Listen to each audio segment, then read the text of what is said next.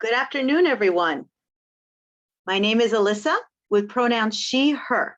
I am a woman with long brown hair and white skin, wearing a navy blue blouse and pearl jewelry. I identify as non-disabled and have an orange "I am a New Yorker for dance" sign above my head. I am speaking to you from the unceded land of the Munsee Lenape. I am also chair of the Dance NYC board, and I'm so glad to be with you today. First, thank you for joining us for the completely digital 2022 symposium held on the WAHOVA platform. As we are at the mercy of technology, we want to remind you that there may be delays, sound issues, and changing circumstances that may occur during our time together. We invite you to extend us and each other grace and patience. Second, ASL interpreters from Sign Nexus and closed captioning services provided by the Viscardi Center will be available throughout the session. A stream-to-text link will also be available and posted in the chat for further reference. In addition, we will post speaker information in the description below and under the speakers module on the left side of your WAHOVA app or the menu of your WAHOVA mobile app. This information is also available on the Dance NYC website. Third, feel free to post questions and comments that you want to share with the community in the chat section to the right of this event room. Dance NYC moderators will be interacting with you there. For this session, the panelists have decided not to hold an open Zoom chat to ensure the presence of mind and ease in the conversation. However, there will be a brief time for a Q&A, so please feel free to post your comments, reflections, and questions in the WAHOVA chat and the WAHOVA Q&A for the community's benefit. After the session ends, there will be a session follow-up in the community session of the WAHOVA where you can continue this conversation. Lastly, we hope you will help us amplify these conversations. Repost, tag us, and share your takeaways on Twitter at DanceNYC, Instagram at dance.nyc, and Facebook dance/NYC using the hashtag @DanceSymp. That's DANCESYMP, period. And now, it is my pleasure to enter Cultural Change for Racial Justice, Allyship in majority white-led dance organizations. In June of 2020, following the murder of George Floyd and the reawakened racial reckoning, organizations raced to post solidarity statements, forcing many to assess the state of their organizations in terms of racial equity while still reeling from the effects of the pandemic. Over the course of the next year, dance and cultural organizations continued to have to respond to increased instances of racial violence and injustice. In this conversation with leaders and administrators from majority white-led organizations, speakers discussed their responses to and interventions towards change for racial equity. The conversation will focus on the realities and challenges faced and the work that remains to be done. I'd like to welcome the panel: Craig T. Pearson, Hope Moore, Mike Leoya, Sarah Marcus, and our moderator, Aaron Maddox, Director of Programming at the Joyce Theater. Welcome, everyone.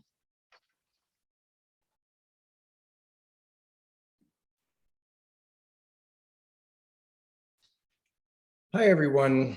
My name is Aaron Maddox. I am the Director of Programming at the Joyce Theater. I use he, him pronouns. I'm a white, cisgendered, non-disabled man in my 40s, bald with a ginger mustache and a 3-day beard. I'm wearing a gray button-down shirt, sitting against a white background with 2 windows behind me. I am situated on the ancestral, present, and future native land of the Mohican and the Haudenosaunee. The Haudenosaunee is also known as the Iroquois Confederacy and is made up of 6 nations: the Mohawk, Oneida, Onondaga, Cayuga, Seneca, and Tuscarora. I am also currently COVID positive. I tested positive on Monday, so I've had a week of symptoms and just saying I may not be 100%, but I am 100% here for this conversation. So I want to also give myself and the panel from some important group agreements and spaces that I've been to speak in Rough Draft, to also give us all permission to speak both as ourselves and the institutions that we represent, but I do want to give both myself permission and those of the other panelists to speak as themselves. We represent places, and places are people, but also I think part of the conversation is the tension that can sometimes arise between who we are as people and the places where we work. So this is an important part of the conversation. So I just want to give myself and others permission to speak for and as themselves. I want to state an intention my intention personally with this conversation is to provide and maintain a space where we can share actions with learnings. What are we doing differently? And if we're willing, what prompted specifically some of the changes that we've made? I want to thank the rereading of the description. I think I just want to center whiteness, anti-Blackness, anti-Black racism, and the start of this conversation, which was the murder of George Floyd. So I just want to be clear for the starting point of the conversation. I am going to just acknowledge that I am a person that has anxiety around public speaking, that I have been working with an anti-racism working group as part of the Culture at 3 calls that have been taking place throughout COVID. And part of that work is to encourage us towards co-facilitation of difficult conversations, building skills so that we can go back to the and inspire conversation. And so part of that is just skill building around facilitation. So I am just acknowledging that I have vulnerability, anxiety. I am bringing accountability to this space. I'm bringing honesty, I'm bringing authenticity, and I'm bringing a trust that this conversation is really has the power that it has. So I want to just acknowledge the precipice of excitement and anxiety, because I think someone in that facilitation group reminded me that fear is a form of excitement. And so my anxiety could be felt as excitement and not be afraid of that. So I am very excited to have this conversation. So I want to frame my own just like nervousness as excitement and share that like I have been so thrilled to be asked by Candace to bring some people to a space who are working in incredible ways with allyship in very different parts and tiers of their organizations and different types of organizations. So a lot of thought has been put into who each one of these people are and what they're bringing to their work. So I just wanted, I can't see everyone. I can see myself and a few others. I'm not going to lead this in a specific way, but I'd like us just everyone, if you can hear this, to just close your eyes and take 3 deep breaths. And with those breaths, hold the intention to embody and activate collective allyship and humanity. So please just take some time to breathe into where we are today.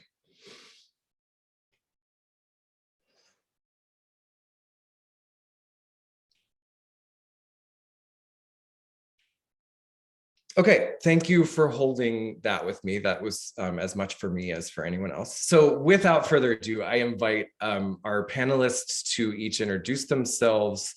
I am going to start with how I see folks on the screen. To my right is Craig Peterson. Craig, do you want to start? Just give your introduction. Sure. Hi, everybody. I am Craig Peterson, he, him pronouns. I am the Executive Artistic Director at the Abrons Art Center, which is situated on the Lower East Side of Lenape-Hoking in Lenape territory. I am a middle-aged, I'm just gonna sound like I'm Aaron. I'm a middle-aged white bald dude with a somewhat ginger goatee. I wear glasses though, and I am wearing a plaid shirt in a white room with a tree behind me. Did I get everything? I think I got everything. I should pass it to Hope. Thanks. Hi, everyone. My name is Hope Moore. I use she, her pronouns. I am white, queer, cis female, and able bodied. I'm an artist and an attorney, and I'm zooming in from Ramaytush Ohlone territory, colonially known as San Francisco. I am 50. I have short salt and pepper hair. I'm wearing a purple leather jacket, and my background are some neutral colored kind of beige drapes. And super happy to be here, and I will pass it to Sarah. Thanks, Hope. Hi, everybody. My name is Sarah Marcus. I use she, her pronouns. I am the Director of Education and Community Engagement at the Mark Morris Dance Group, which is situated on the Lenape land. I happen to be calling in from Queens, which is situated on the Muncie Lenape land. I am a white, non-disabled woman in my mid-40s. I have blonde, long hair and brown frame glasses. I'm wearing a denim jacket, and behind me are beige walls and 2 brown closet doors. And now I will pass it on to Mike. Thank you. Hi, everyone. My name is Mike Magliola. I am the Director of Information Strategy and Inclusion at Partisan Stance. I use he, him pronouns, and I am speaking to you today from the unceded lands of the Muncie Lenape people and the Wappinger people, which is currently known as Upper Manhattan. Just learned yesterday in the keynote land acknowledgement that the Wappinger are part of Lenape heritage. So thank you, Dance NYC, and everyone who provided that information. I identify as a 40-ish, non-disabled, cisgender, homosexual white man, brown curly hair with fresh grays every day, brown eyes and a patchy dark beard, chunky black headphones on my ears, and a navy and gold plaid button-down shirt. My Zoom background is called the Progress Pride flag. It's a series of horizontal rainbow stripes with chevrons of black, brown, pink, blue, and white. And it also includes the new purple intersex pride circle on a yellow triangular field. I am excited to start this conversation today. Fabulous, thank you all. So one of the things that the co-facilitators of the Anti-Racism Working Group, Regina Bain and Melissa Sandor, I just want to thank them for the work that they do. So one of the practices that we start each Anti-Racism Working Group call, and it's every 2 weeks on Tuesday at 1 p.m. It is an open group. So please, if you were inspired by this conversation, contact me. I'm happy to get you into that room. One of the practices that we do each time is just for ourselves, we redefine anti-racism. And so I would just like to start with that, collectively co-defining anti-racism. So I am happy to share a version of a definition, but I'd like to invite each of the panelists to add anything that they'd like to. I think of anti-racism as being defined as work to actively oppose racism and racial structures, white supremacist culture, white supremacy structures, and advocating for change. It is, to me, active. It is an ongoing process. I like to also use the phrase non-linear. Sometimes I feel like it can be all over the place. And also a dear colleague, Aya Hayashi from People's Theater Project, has recently added the word generative to her list of anti-racism words, and that has really inspired me. So I also bring generative to my definition of anti-racism. Does anybody else on the panel have any other words that they'd like to add to anti-racism? Oh, that was a very Great. thorough. Awesome. And so I also wanted to start by co-defining allyship, and that allyship is an action and not a kind of state of being to me, that it is an act, not a identity, I guess. But I wonder how others define allyship, or if there's a co-definition for that you all have. I mean, I've been hearing, recently allyship has also been sort of elevated to accomplice, moving not from just allyship, but actually being an accomplice in dismantling racism. And it's an interesting new addition to the kind of the way that white folk, I think, can think about their role in the conversation. Great. So I would love to have each one of you just talk about the role that you have within the organization or institution that you represent here today, and to talk about how whiteness has been brought to allyship and how allyship has been brought to your work within your organization in the role that you play. Does anybody want to volunteer to start out? Go ahead. Cool. So my role is fairly new at my organization, and it combines a couple things that have really meant a lot to me over the course of my time with Parsons. Doing information strategy often means connecting and interrelating various systems, not just actual platforms of technology, which have been important to us in the pandemic, but also all of the processes and procedures that we use just to navigate our daily lives, trying to document and make repeatable things that become hardships or pain points when we start to slip in our organizational strategy and lose control and spin in circles.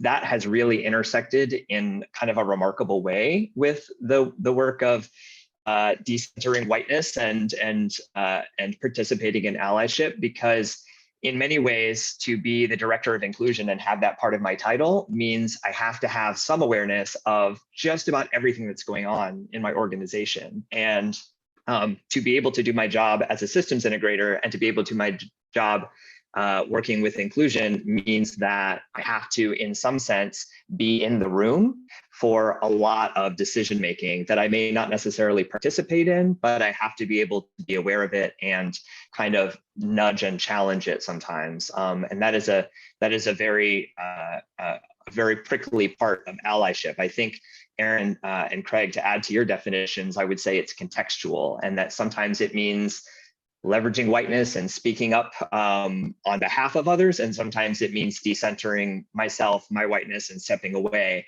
and recognizing when there are voices of color or other marginalized identities who really need to own the floor and hold power themselves.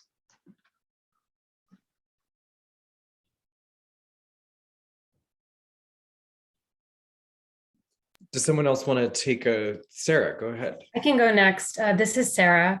I just want to echo what Mike just said about contextual, it being contextual allyship. I'm the director of education at Mark Morris, and we're a multifaceted organization, and a huge part of who we are is our community, which isn't just the people in the offices. And so, as we are on this journey, which is what it is, it's really important to listen, learn. I think in what Mike just said about recognizing times where you step back and you center those voices that are marginalized, you center those voices who've been impacted, but then at the same time you leverage always recognizing your privilege, but then knowing when to leverage that. I also think this willingness to not have to, push,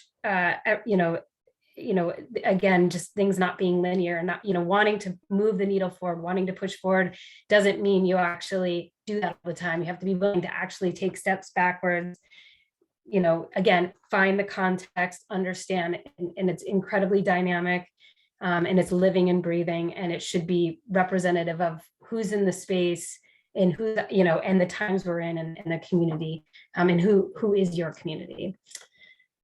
That was a little rambling, but no, I want to add, I'm just going to continue to build a collective definition for allyship, and I want to add evolving to that, to contextual, but like what you're saying is that it's constantly being revisited and analyzed for, so I'm going to add evolve. And that is a direct tie, sorry, this is Sarah again. That's a direct tie to the context that's needed to allow for the evolution.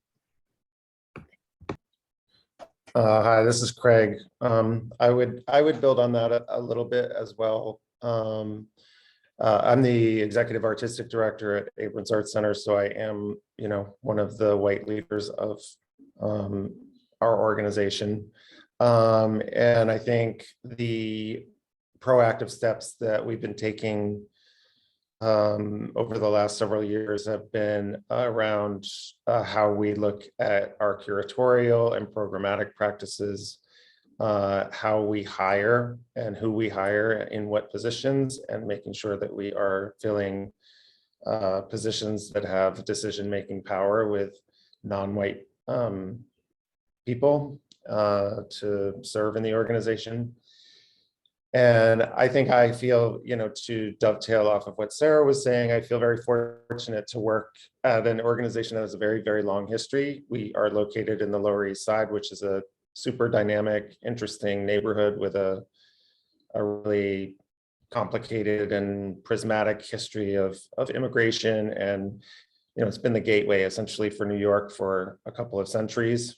So our neighborhood is filled with a lot of different communities. We often don't use the word community, we use the word communities. But in that spirit, we really, for all of the ways that we think and build programming, we use the Lower East Side as a backdrop for a way to craft and think about what we should be talking about in our spaces. That doesn't mean that we program hyper locally.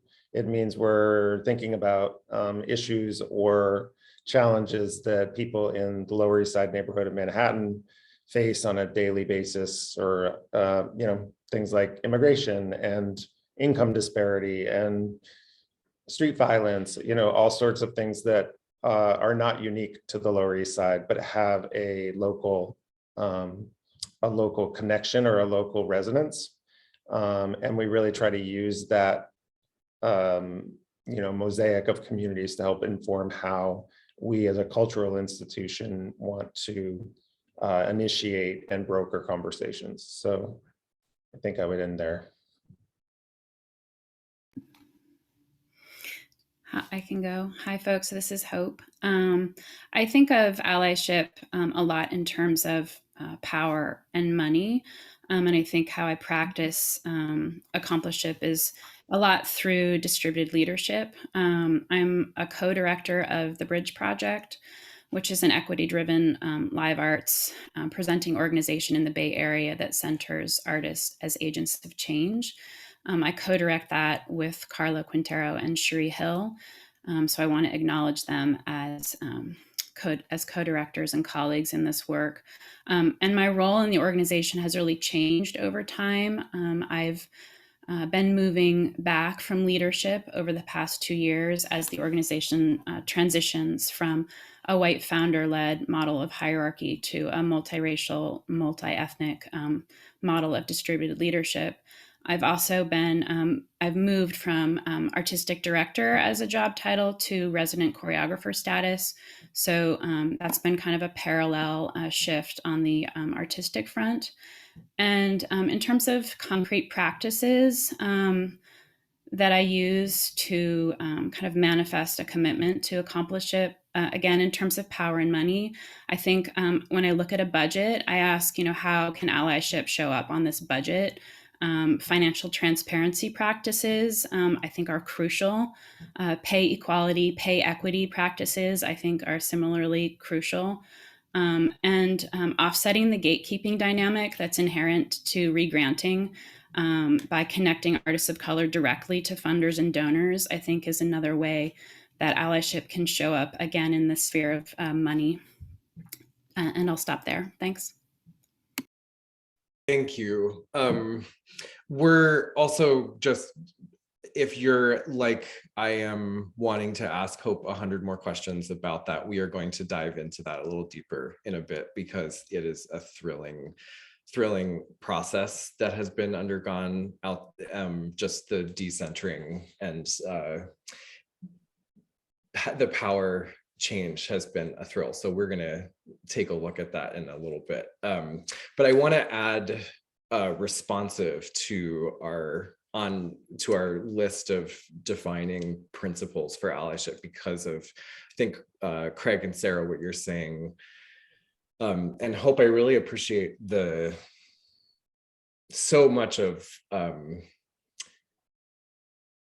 the financial, the transparency, that kind of level of detail is so critical. So I want to talk about the kind of non-linearity that some of us touched on. And I think just to address that, like, the description of this was started with like solidarity statements, and that you know, there was some just like critical errors made across the boards. And so I think part of what we're talking about when we talk about nonlinearity is the process of fault, of mistake, of failure in this work, and learning as we go. I think we're talking about ongoing, we're talking about active, you know, generative processes. So I'm wondering if anyone is willing to share organizationally a setback or mistake or failure, and like how that's created change within your organization. And I am very willing to start as the representative of the Joyce. You know, we very quickly, like many other organizations, felt compelled to issue a Black Lives Matter solidarity statement, and then had all of the, I think, fallout that many other organizations experienced, where, you know, key staff just felt completely left out of a lot of our messaging, you know. And the ways that we've tried to undo that damage has been staff-wide and board-wide anti-racism trainings. We have a DEIJ, Diversity, Equity, Inclusion, and Justice Committee, made up of different tiers of service, seniority, et cetera, across the up and down the organization, who are making recommendations of change to our executive director. She is actively in that committee. She felt that being part of that was essential. And it's our recommendations from that committee that she's able to take to the board to say, this is really where we're positioning ourselves. So we've created a more active and responsive solidarity statement that continues to be revisited. And that committee has also then expanded to address land acknowledgement practices and anti-Asian American and Pacific Islander violence, and kind of questioning, you know, as more and more of our organizational awareness comes to some of the other places of racism and violence in our world, like how our organization chooses to respond has now become a group conversation that involves a lot of people. And in some cases we choose to make statements, and in some cases we choose not to make statements, and to reach out directly to affected members of our community, and to just offer that reciprocally, to reach out to us if people are in need. So I guess I've been witnessing a change at the Joyce Theater in which I am deeply affected and really see positive change. But I do feel like we necessarily had to make a really big, difficult, painful mistake to kind of crack ourselves open and be willing to have the conversation of failure.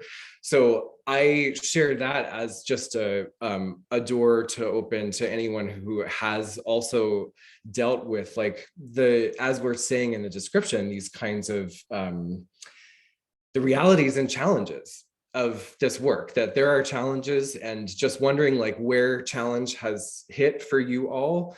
And, you know, as I had individual conversations with each of you, I heard a lot of similarities between a lot of our challenges. So just inviting anyone to also talk about some of the lessons that have been learned within your organizations. I guess I'll jump in, I guess. I would say that perhaps I'm simply struggling with the framing, because a lot of the work that we've started here at Abrons started before the George Floyd. I feel like that was a moment in history, but it was not necessarily the instigation of our exploration of this work. It had been going on prior to that, and of course elevated it and made it feel more urgent all over again. But I would say that the way that I encounter stumbles or mistakes, perhaps in like a smaller day-to-day scale, is working with a staff that is diverse and is eager to effectuate change through the work that we do. Finding opportunities to talk and advance conversations can be challenging or tricky, because while we all perhaps share in the mission to anti-racism, individually people approach it differently. And when such traumatic and painful things happen, such as what happened 2 summers ago, it was hard to find the right opportunities and balance for conversations with people where I suppose people particularly of color were like, I don't want to do this work right now. I need to step back from it. Others wanted to jump into it really heavily. And so trying to figure out how to activate in those times of urgency and emergency. I think it is an ongoing pandemic that we have in our country, but when those situations become so much bigger, what we saw 2 years ago, for example, was so huge. How to respond as a group it takes time. You have to work really collaboratively and slowly to make sure that everybody's comfortable with the way an organization, which is essentially a collection of people that have come together around a shared value or shared mission priorities, to make sure everybody's being brought along. And sometimes that can be hard as white people, and it can be hard as Black and brown people. But that notion of when to lean in and try to lead, and when to step back and make sure that everybody has the room for the work that they need to do in the way that they need to do it. That's sometimes I find that's sometimes the trickiest thing when working. I think it's sort of a very elaborate version of interpersonal relationships around a really potent topic. This is Mike speaking. I will add and echo Craig by saying, even with I think of the solidarity statements as kind of an early effort to get ourselves in the same room as white leaders and figure out what exactly our priorities are and who sees what as the first step or steps forward. I think you can get a bunch of white people together and ask what the importance is, and some will say, well, George Floyd was just murdered, so anti-Black racism is it. Others will say that there is intersection with disability or queer space that requires us to address all these things simultaneously in order to have meaningful engagement with that. And I think, since Aaron's question was about a stumble, I think I brought a lot of assumptions to the table from my own personal journey with this material that I just sort of naturally assumed would kind of pervade the room the moment I walked into it. And learning that was not the case really required some redialing my my perceptions of what is possible, on what timeline, who needs to understand what before we can move forward. My own competencies as a persuasion artist have been severely tested, and I'm learning a lot about how to navigate that. Because at the end of the day, if a workplace is majority white or entirely white, it's very easy to think of it as just a workplace, when in fact you should remember it is a white workplace. The things that white supremacy culture brings to a white workplace just feel normalized in those spaces. And to start to deconstruct that and to sort of take the bigger zoomed out view is very challenging. And it's a nut I'm not sure I've fully cracked yet. End of thought. Hi, this is Sarah. So, I just want to say also that at the dance group, we were engaging in what we were calling DEI training, and we had just literally spent, I'm just sort of giving you some context of where we were in the moment of time when George Floyd was murdered, spent a year establishing what our values were. And when George Floyd was murdered, there was this, sense of urgency to stand in solidarity with the Black Lives Matter movement, but also I think what that sort of the challenge that posed was it felt performative. I mean, yes, we were they were just words, and I will say that we've done a lot of work in trainings. We've committed, quite a lot. Every single employee at our organization has a budget of $500 to spend on IDEA trainings outside of the organization, but relative to their work or their personal interest. We have committees, we have, task force, and a lot of it results in writing things down, right, and creating statements. And we've reworked HR policies, et cetera. Whether it's hiring or recruiting or what vendors that we work with. But I think where we continue to stumble, and I will literally, and a shout out to whatever colleagues may be watching right now, is, but what is the action behind this? What are we doing? What is our personal responsibility behind some of the words that we're putting out there in our documents, in our statements, in our social posts, and that's and recognizing all the different lived experiences that these words supposedly represent, and also acknowledging, as a white woman, my limited knowledge in regards to some people's lived experiences. So I think we stumble on that a lot, wanting to write things down and have some sort of thing. And I think recognizing that, and this is what I was saying before about like being willing to take 3 steps back, and say, let's discuss who's here, what, especially in an organization where over the course of this time, over this particular last 2 years, we've had people come and go, and I think, we put a lot of effort into training. Well, if you weren't there because you weren't working at the organization yet, how are we bringing you into this and this understanding and the shared learnings and et cetera. So I think there's a lot of conversation around that. And a lot of, like I said, some stumbles around there, and we're learning and we're changing. And but I would say that's a big challenge that we're facing. Hi, this is Hope.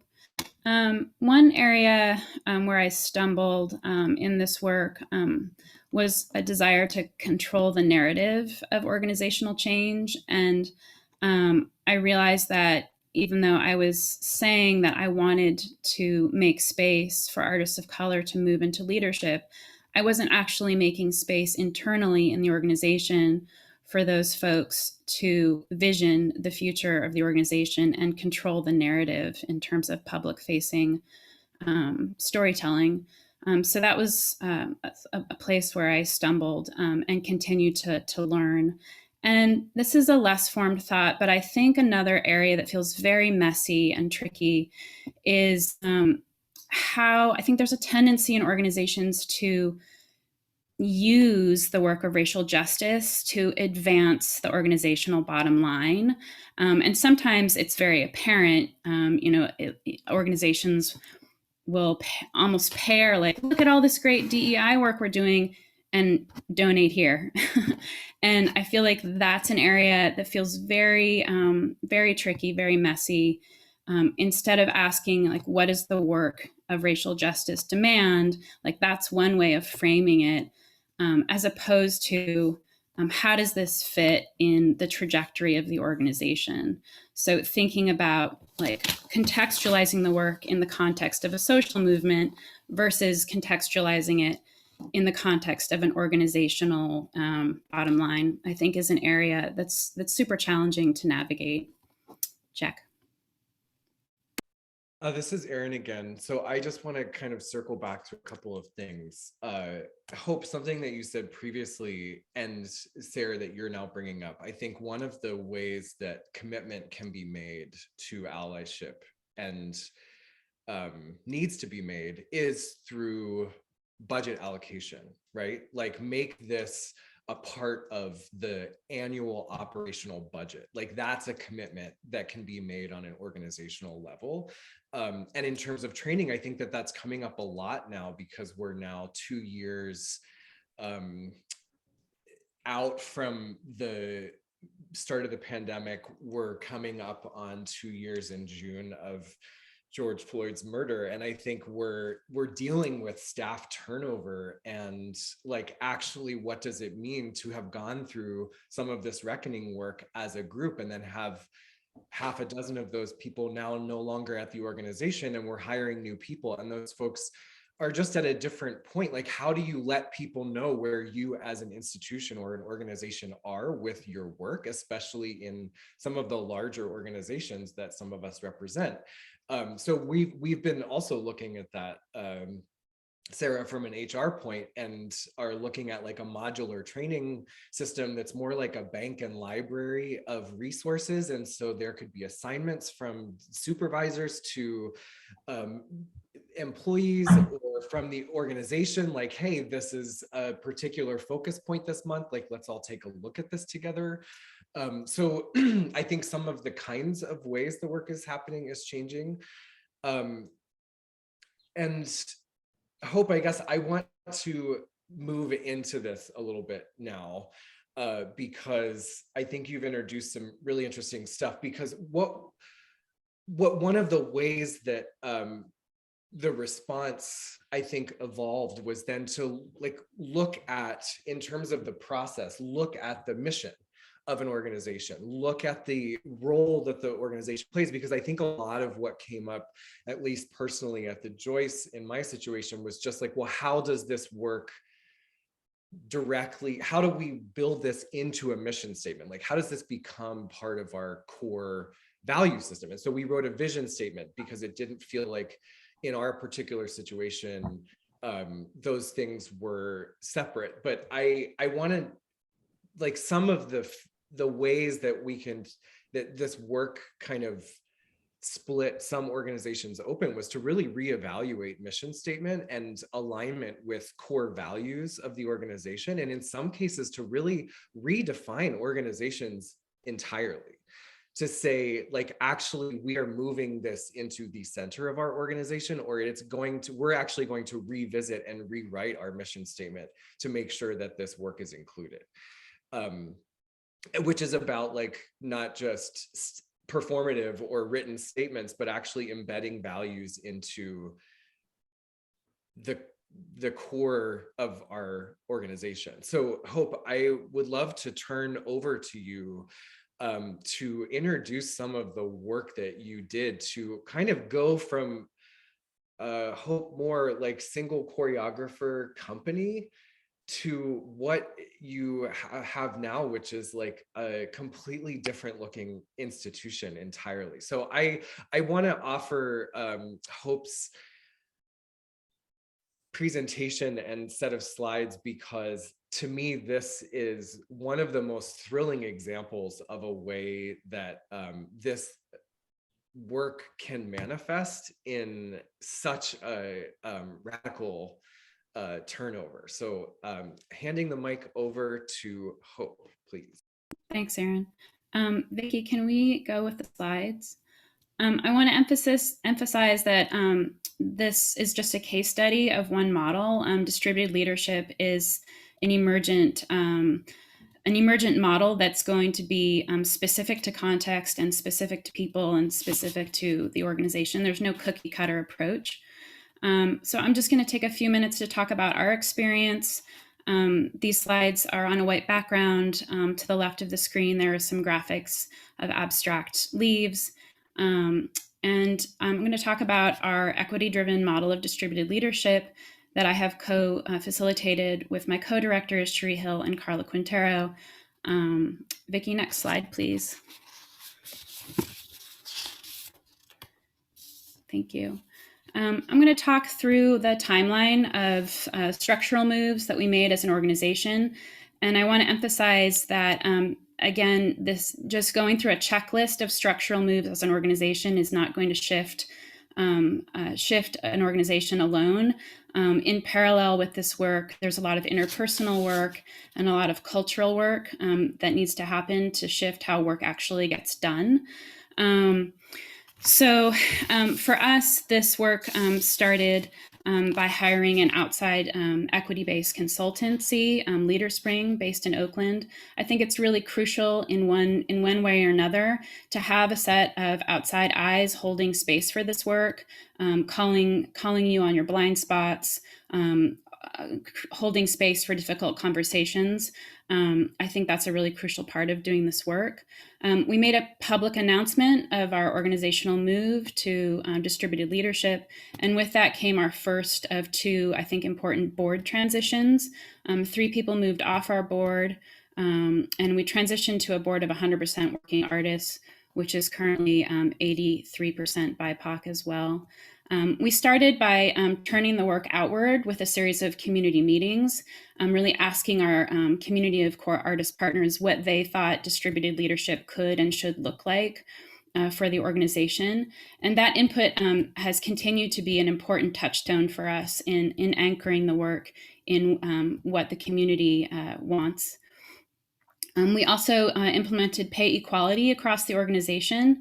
So we shifted from me as the white founder being on salary and everyone else being paid hourly. Now everyone is paid hourly and starts at the same hourly starting rate. And that includes both dancers and co-directors. So artists as well as administrators and our artist council all make the same hourly starting wage. And building on that, we're also starting to talk about pay equity. In July 2020, I stepped off the selection panels for choosing the artists that we work with in our residency programs. And this can look, again, in a lot of different ways, depending on your organization, but I do think it's really crucial to disentangle white founder ego from aesthetic and curatorial work. And so me stepping off those selection panels was part of that. We started a series of distributed leadership staff meetings, which are monthly, during which we unpacked and redistributed power in the organization in a number of different buckets. And I have a couple slides to show about that work coming up. And we also started a series of meetings with funders as a team, because so often funder relationships, which is where a lot of the power is, are vested in a single or individual, often the founder. So meeting with funders as a team has been a really important part of this work, because power is not only felt, but perceived. So that's been an important piece. We had a retreat of board and staff. We articulated a new mission and values and operating principles. One of the main things I've learned is the importance in rooting this work in values and not getting too caught up in like a checklist, like we do X, Y, Z, and then it happens. We launched a paid artist council, which has authority over 30% of our production budget. So redistributing power, not only internally vis-a-vis staff, but in relationship to the community. So really trying to translate a commitment to shared power on the budget level, I think has been really important. And that's something we're continuing to learn about. In January, just recently, I stepped off the board and we transitioned my board seat to a rotating staff seat. That's a 1-year term. So that's been the second major board transition. And we're about to rename the organization. So it was, it started as Hope More Dance, which is my name. And in the spirit of decentering whiteness, we are renaming the organization Vicki, can we go to the next slide, please? Thank you. So here are some of the areas in which we've redistributed power in the organization. I won't read through them all, but I just wanted to show this because redistributing power, it needs to happen on a very granular level, and it's very much like peeling back the onion. So in any given category, it really requires kind of drilling down into where the power sits. Vicki, can we go to the next slide? And I'm going to just demonstrate how this might play out. So internally, we refer to this as the power matrix. And a lot of our work as a team has been going through the organization, again, on a very granular level, saying, okay, let's look at decision making. Who makes the decisions? How are those made? And you'll see in this, on the left-hand column, there are areas of power in the organization. In the middle, with whom does power reside? Each of the co-directors had a column, and we would say, okay, decision-making in the organization, where do you think the power is with regard to the three of us as a team? And I might put all three people. I think all of us have equal power, but then a co-director might only say my initials, and then that would lead to a generative conversation, because we would discover, oh, we didn't perceive where power sits in the same way. Let's talk about that. And on the right-hand side of the chart is the question, how should power be redistributed to whom? And this is where you get kind of concrete about next steps. Well, how could we redistribute that power? That acronym DARCY is just a tool for clarifying roles in teams. So that's a way when you distribute power to just be clear about who's taking the lead, who's accountable, who wants to be informed, things like that. Yeah, so that's kind of how we have unpacked power as a team. And again, we have monthly distributed leadership meetings as a staff where we do this work. And it's taken a couple years, and we're still working on it. And I would say that the most the areas of power that have been hardest to shift have been around money. Relationships with funders and donors continues to be a challenge. Vicki, can we go to the last slide? Thank you. I just wanted to write down some of my learnings in this work.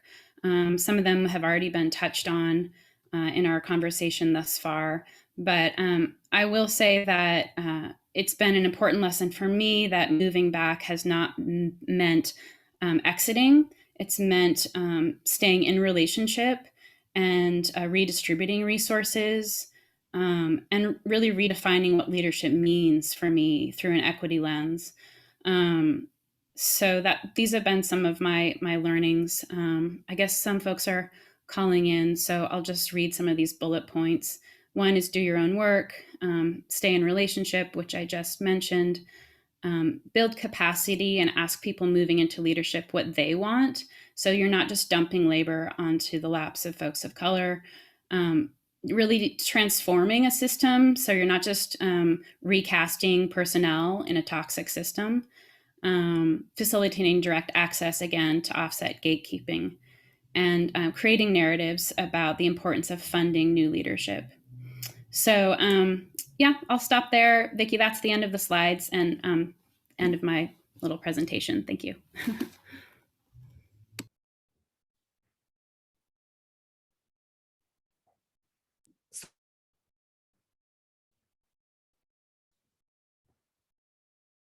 Did Aaron freeze? Yeah, Aaron, you're frozen. Well, I'll jump in with a question. How's it been going? So I just want to allow some stable internet connection. Thanks, Craig. It continues to be both rewarding and emotionally challenging. It really does feel like a kind of creative practice. It does feel like an experiment, but also really exciting. And so yeah, it just continues to be messy and rewarding and challenging, all those things. Yeah. Is Aaron back? I can't tell. got him in fits and starts. This is Mike speaking. Thank you, Hope, for sharing your journey with us. It's made me realize several parallels, as I'm sure a lot of folks are reacting as they saw it, with things that I either am in the midst of trying to do, hope one day to do, or in a few cases have already done. I think one of the paradoxes of being in a role like mine, or most other administrators for that matter, is the sort of paradox of systematizing. The idea that for us to be able to work together with the speed and efficiency demanded by the industry to get this work up, or to pivot with this change, or acknowledge this new circumstance in our presenting environment. A lot of the work that I have thought was really critical to the organization, because I was defining and anchoring a process and making something repeatable, has required a lot of reinvestigation to say, I'm a white guy setting this all down. If I'm not taking stock of what other voices or what other ways of doing this might make more sense, might not get every project done as quickly or as cheaply, but might make a more equitable workplace for all of us. That, as I said before, I'm not a natural salesman, and I'm not. I don't always know that sort of way in with people. Not every stakeholder in every organization sees it the way that your slides show it, and what is possible. And for me to think about traversing between where we are and where you are, a lot of that is on me to kind of dismantle and deconstruct things that I took for granted as a white worker in this space. And a lot of it is going to be persuasive conversations to have with my coworkers about where we can decenter ourselves, where we can redistribute. I love that you have your power matrix is a way to literally see at everyone's different perceptions of where we are, because acknowledging the underlying assumptions is where implicit bias comes from and how we get rid of it. So thank you, Hope. End of thought. This is Hope again. I'll just quickly say that I do feel like production pressures in the field are really antithetical to the kind of space and time that this work requires. It's really about shifting to a culture that's inefficient, and democracy and consensus are inefficient. And so it requires just really refusing a lot of funder pressures and production pressures to do that work. Yeah, check. Yeah, it's very slow work. Yeah, I appreciate you saying that, Hope. Thanks.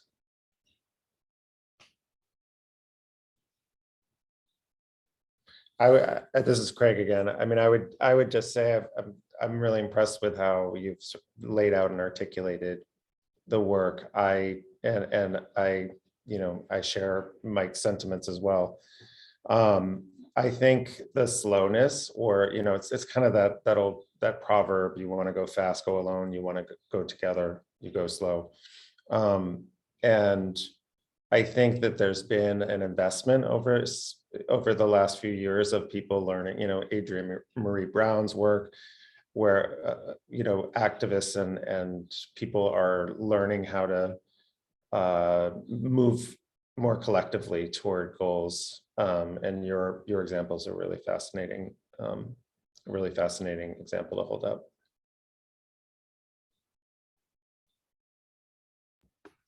I'm sorry, guys, I'm having some major difficulties, but I'm trying to rejoin on the phone. Please carry on. Well, we can hear you, so. Did you want to say something, Sarah? Yeah, sorry, this is Sarah. I think one of the challenges that often we meet, sorry for the background noise, in this work is the gatekeeping aspect of it. And, I think, Hope, what you just shared is sort of like the bigger, broader version of, gatekeeping and breaking down gatekeeping. Like we have that in particular instances in relationship to this work. But if we could sort of break down those structures, gatekeeping as a structure, as opposed to, a singular or broken up by instances or situations, it'd be a beautiful thing.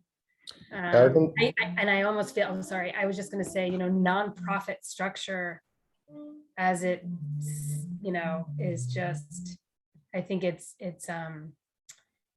inherent in that nonprofit structure.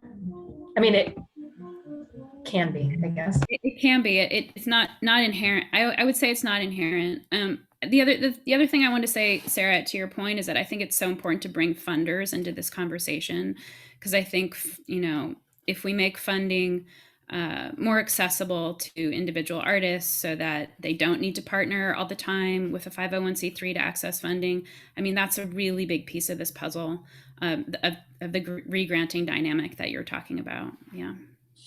Yeah, that's a really great point. I think it's funny because I do believe that nonprofit structures really were modeled on for-profit capitalist structures. And so and in some ways we get, we can delude ourselves into thinking that we're somehow working against those structures when in fact we're very much a part of them and we're very much upholding them in the way that our organizations are organized.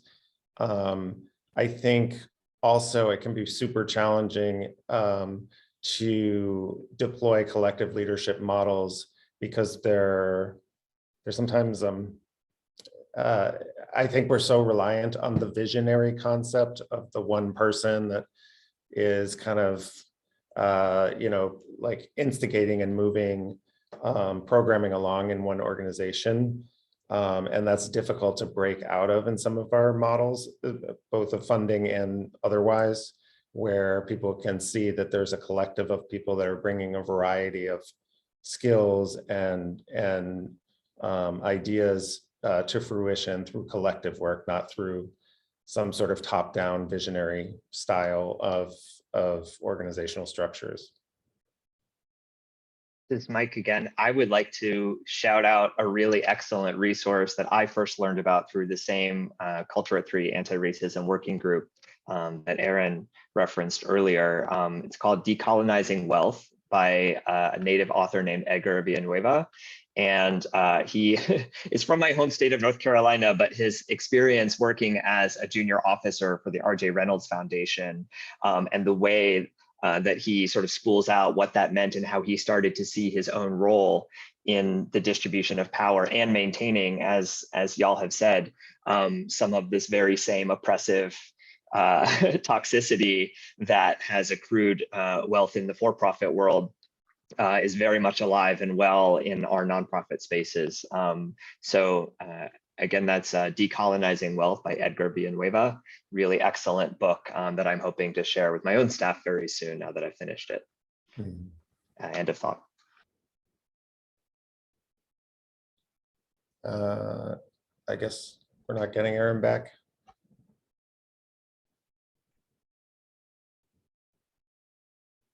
Aaron, are you there on the phone? Maybe not. Sorry, everybody. Technology.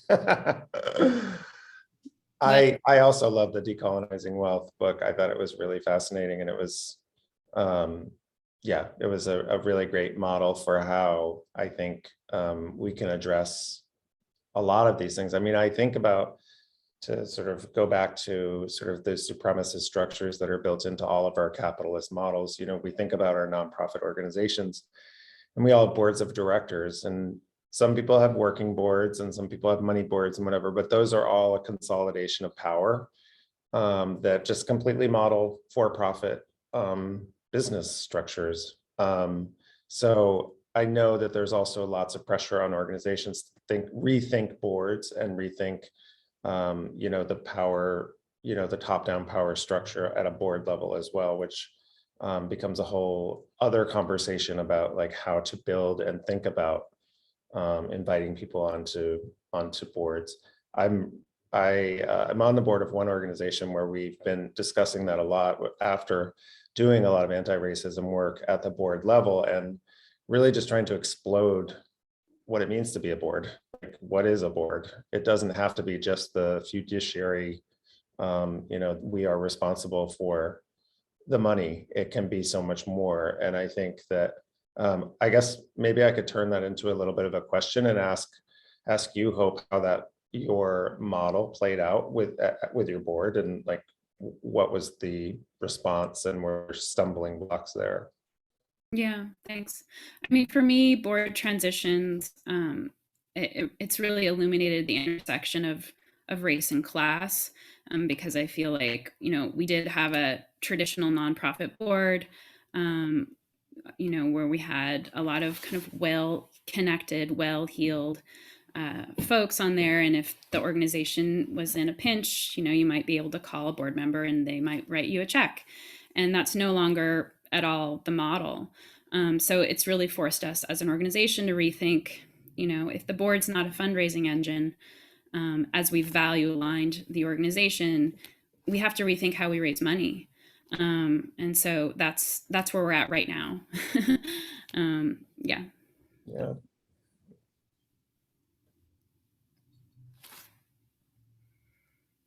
I guess that brings me, I know one question Erin wanted to ask is kind of the ripple effects of racial justice work in an organization, because it is intersectional. I'm curious to hear from you all, like how the work has rippled out and thoughts on the intersectionality of it. I would jump into that because I have a pretty weird organizational makeup. Abrons Art Center is a sort of, through one lens, is a very kind of normal, mid-size, small to mid-size arts organization, but we are actually a program of the Henry Street Settlement, which is a very large social service agency on the Lower East Side, and that's an anti-poverty, programs like workforce development, education, housing, transitional housing, a myriad human services. And one of the pillars is also the arts, which is very unusual. But I think the ripple effects have been really, it's the thing that's the most challenging and also most exciting about the work that we get to do at the Arts Center, simply because we are, I would say arts organizations and artists in general tend to be on the forefront of these social changes and tend to be sort of, on the front lines. And in many respects, we are really trying to help pull our agency along with us in ways that social service agencies might not be thinking about these issues in the way that arts organizations are. And so that's had a really nice ripple effect upward into the institution, and led to the creation of DEI work, a commitment to DEI onboarding that will go on in perpetuity. It actually began years ago when we started our land acknowledgements around, I guess, 4 or 5 years ago. Emily Johnson, an artist, helped us write it and came and did a presentation to the entire Henry Street staff, and it led to other people asking more questions about it, and ended up that we have a land acknowledgement in all 18 sites around Henry Street Settlement. So it's been really fabulous to kind of see how there are ways that artists can push us forward, and we can take their message out into a community and into an organization that's providing a whole array of different kinds of services that maybe aren't thinking directly about this stuff, but are absolutely working with populations that are affected by these issues on a day-to-day basis. So I paint that picture only because I think it's kind of unusual for an arts organization to position this way, and it's really exhausting and fun and terrifying all at the same time to push it along. And end of what? Are you guys able to hear me again? We can hear you. Goodness. I am so sorry. I'm having like the moderator's worst nightmare. I guess it's because I said I was anxious / excited. So welcome everything about this. Okay, but thank you. I really wanted to go back to Hope what you were saying, because just the spectrum of what each of us can do where we are, like that allyship is centered around people and action, and that, we may not be always the decision makers or capable, because we're founding board members, of completely reorganizing the organization or institution around racial justice, but that what you've done is such a compelling model for what is possible in terms of this work. But I also, I want to value the spectrum of work that allyship, you know, like we talk about pushing the needle and some of the equity work workshops that I've taken is really just about like, how do you get people to change from like one part of the needle just that much further, you know, like how do you affect tiny change, micro versus as well as macro. And so I'm really thrilled about Hope's approach and her co-directors. I want to make sure that I'm bringing them into the space always, and also encourage those on the who are here listening and watching that Hope has also recently written an article about 25 ways to bring this work into your choreographic practice. So I invite you, I'm not sure that I can drop a link in the chat, but I will make sure that that is shared. But I invite you to take a look at this article on Dance Magazine, 25 prompts to interrogate your practice, to like look at the ways that power, privilege, and space making are all in the studio too. So I recognize that we're here today talking about organizations, but also that we are all makers too, that we are all artists in this space, and centering ourselves around art making. So I just want to invite that for everyone to kind of like do a little bit more research if you're not familiar with Hope, because it has been a really inspiring place for me to revisit, both as an artist and as an administrator, on both levels. But I do thank you for pushing into that intersectionality. And I also, I wanted to use Hope's model as a way to kind of ask ourselves what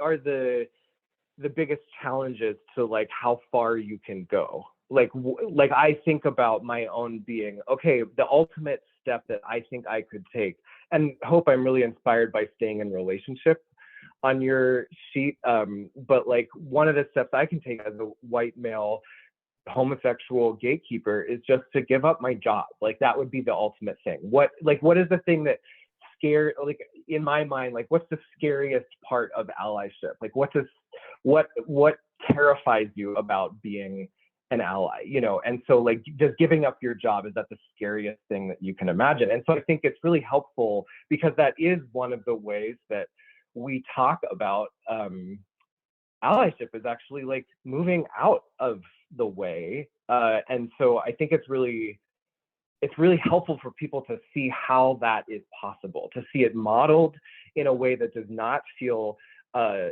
that you have erased yourself from the organization, or that you have given up because it's like, well, I can't do this work anymore. It's thrilling to me, and I'm sorry to be so hope-centered to all the other panelists, but this is the kind of part that I'm so thrilled to get into, because I feel like each one of us is in an institution that is likely not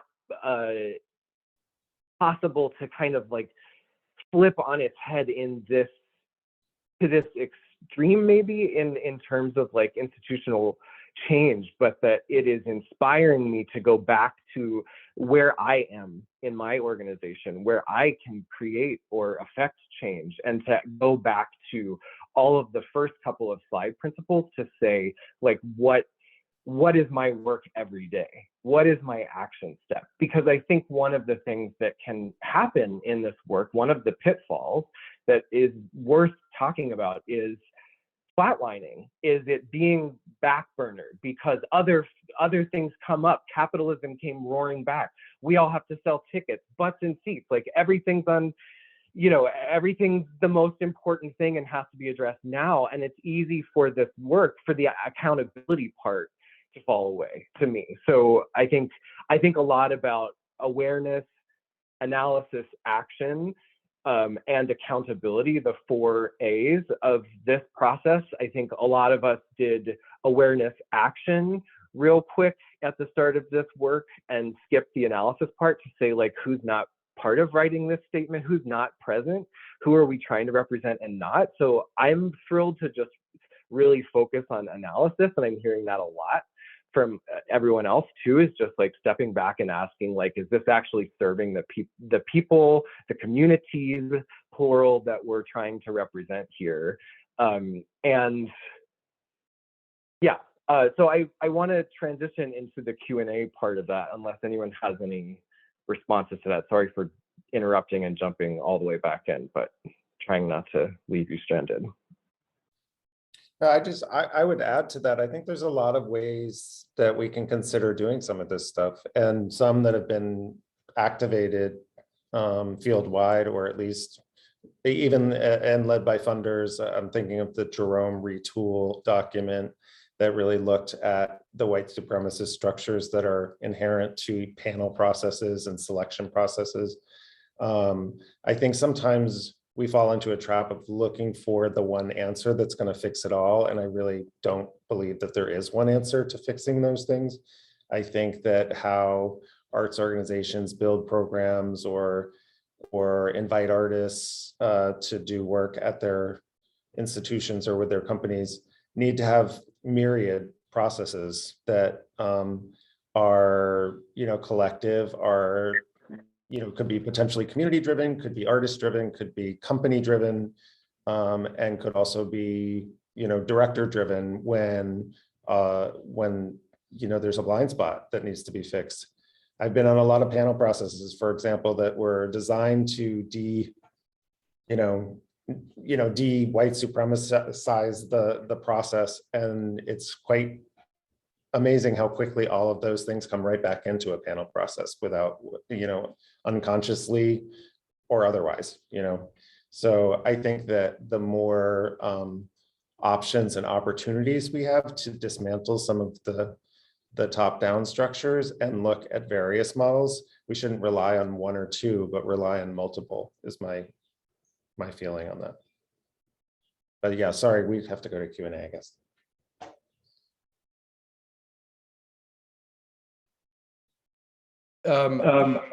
Do we have the first question? Went by default. Do we have the first question? I'm not seeing it. Yes, hold on one moment. Let me ask. So this one is from Andrea. It's okay if I'm just going to verbally communicate that, and I'll drop it in our chat after. This is a question. I am the founder of a nonprofit organization that does most of its arts education work in underserved schools and communities of color. Although most of our senior staff, teaching artists, and dancers are also persons of color, I am a white, middle-aged Jewish woman. So there is an element of white hierarchy and supremacy that remains in our organization. How can we begin to change this? What role can I continue to play, if not as artistic and executive director? And I believe that Joan also entered that into the chat, so you can meditate.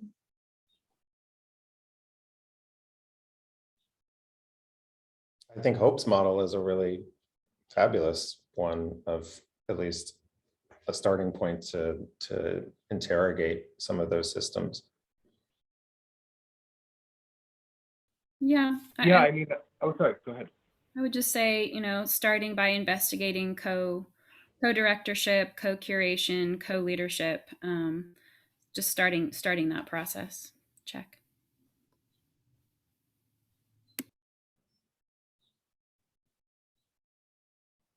This Mike. Yeah, I was going to say also. Oh, go ahead, Aaron.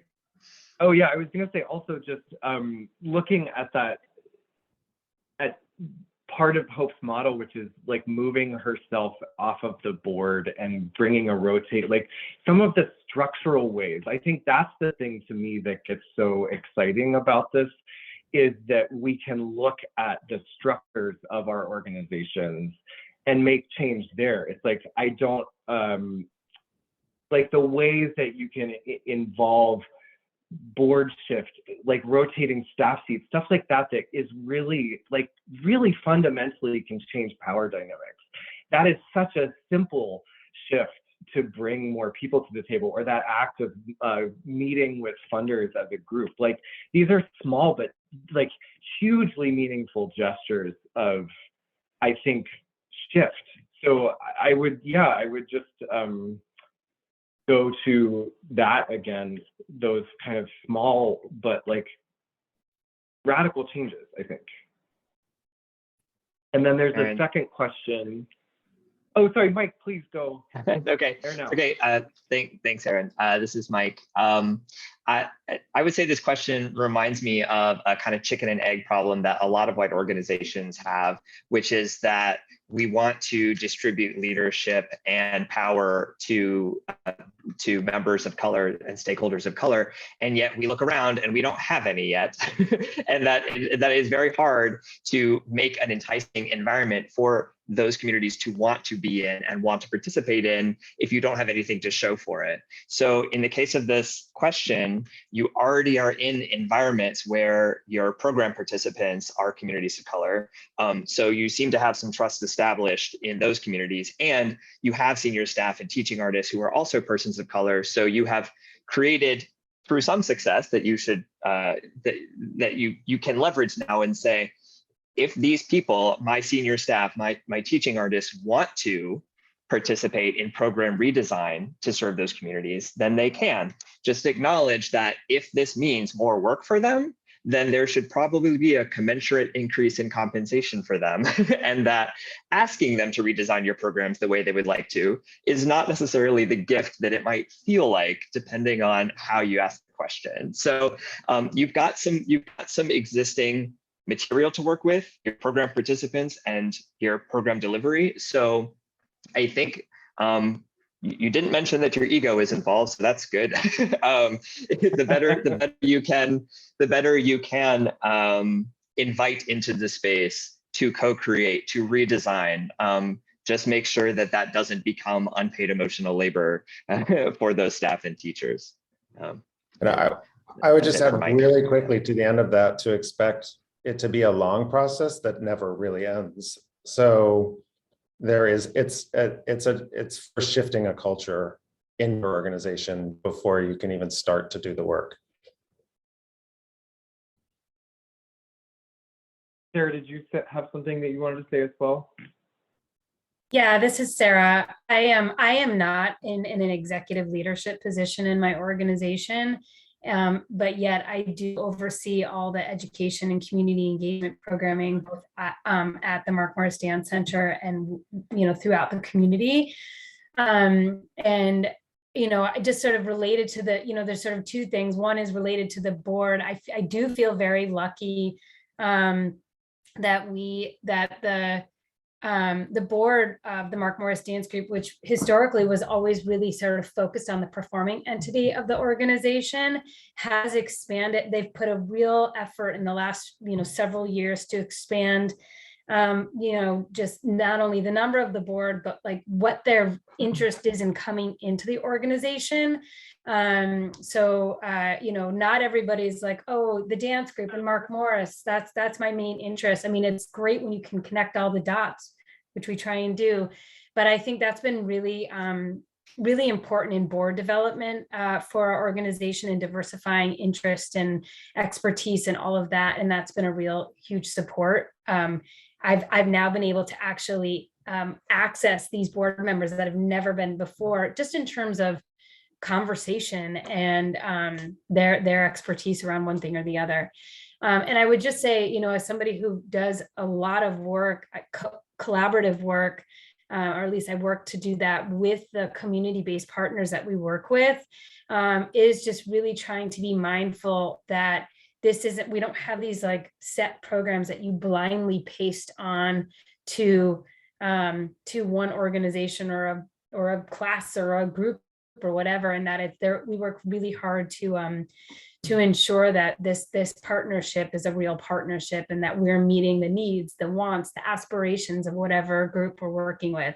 And to ensure that that's happening, we've developed a very robust evaluation process that is, multi-layered, very deep, takes a lot of time. So as a means of accountability there. Nowhere near perfect, but.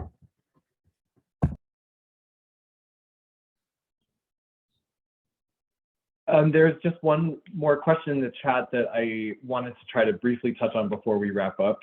Speaking of boards, are there resources out there for finding new diverse potential board members?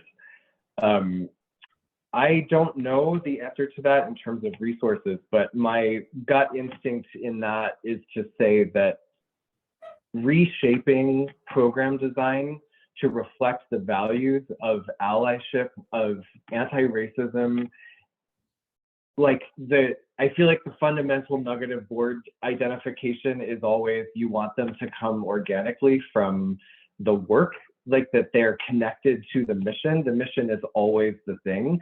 So if you are making racial justice somehow a part of your mission, I think that I don't want to say if you build it, they will come kind of model, but like, I don't think we find diverse board members to join in.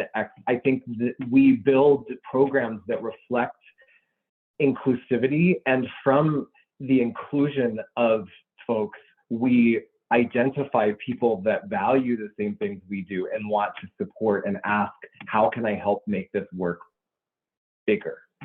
So to me, that yeah, that's a, I guess, chicken egg, as like I said previously. Okay, so we are out of time for our session. I want to thank Candace again for the invitation to bring this group of people together.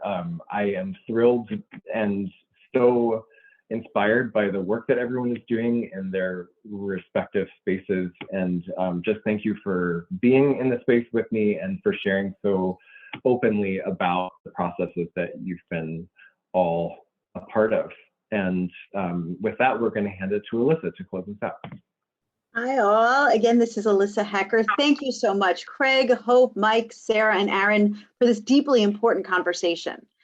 To all of our attendees, we hope that you're able to take away some transformative ideas and considerations. A final thank you to Heather from Viscardi Center and Natalie Claren and Aisha Simpson from Sign Nexus for their invaluable support. We're heading over to the session follow-up chat in the community section to take a few questions and wrap up the conversation. And then, so what's next? You can continue to experience the symposium by visiting our sponsors in the exhibition hall. You can create virtual meetups and online conversations at our community board, or take away some time from the screen and just rest and enjoy this magnificent day. To explore more concepts within life cycles, livelihoods, and legacies, we have 3 more daytime sessions coming up, all held at 2:30. So check your WAHUVA agendas. At this time, you can take your lunch and or head over to the exhibitor hall for the virtual expo showcase. We also have another virtual expo showcase at 5, also at the exhibitor hall. Tonight's program, finally, will include a pivotal keynote conversation entitled Disabled Artists and a History of Dance, Activism, and Collective Care, an address by Corbett O'Toole about the evolution of dance, activism, and the ethos of collective care in the United States. What can dance artists today learn from investigating this rich history? And the presentation will be followed by a response session with the Dance NYC Disability Dance Artistry Residency Artists, curated with X. Have a wonderful day, and thank you again.